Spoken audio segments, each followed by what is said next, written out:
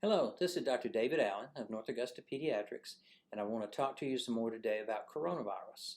Things have changed in the North Augusta area today because two people have been found to be positive for coronavirus in this community.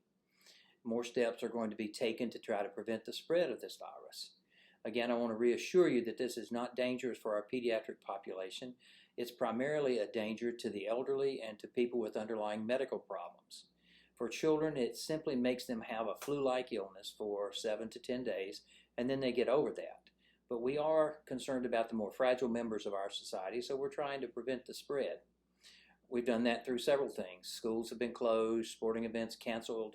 A lot of things have been canceled and postponed to try to prevent people from getting together in large groups and spreading this. This is not going to go away anytime soon. Until they come up with a vaccine, this is still going to be in our community. So we're looking at several months of this being around and us having to take precautions to prevent the spread of this. We've already instituted some things at our office to try to prevent exposure of people to one another, and we're going to do some other things as well.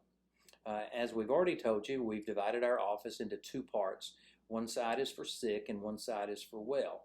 And when we talk about the sick, we're talking about people who are running fever, have cough and congestion, symptoms similar to coronavirus. They're going to be seen on one particular side of our office, and the other people are going to be seen on the other side of the office. We are not going to use our waiting room at all now. Earlier this week, we were having people who were there for well visits go ahead and sit in our waiting room, but you don't know for sure if those people have been exposed to coronavirus, so we're not going to use our waiting room at all now.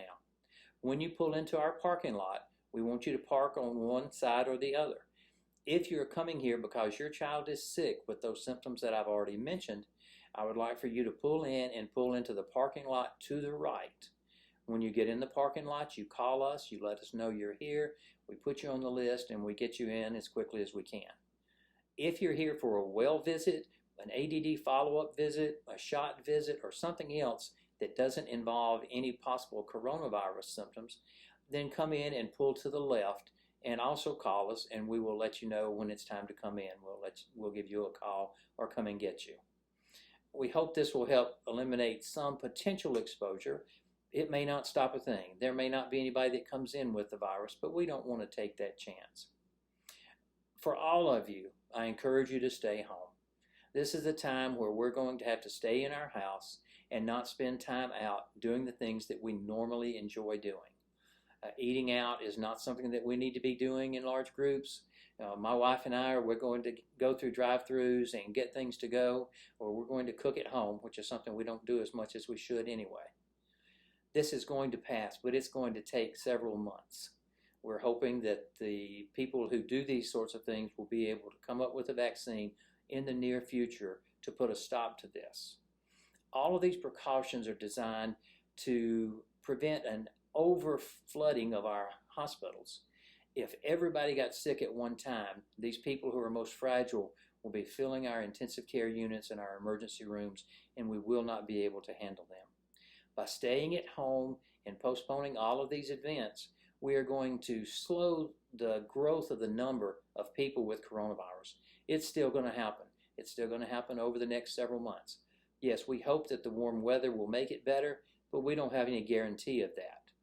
When the H1N1 flu came out several years ago, they had a new vaccine within 6 months, and that's what put a stop to the H1N1 in terms of its danger to the world.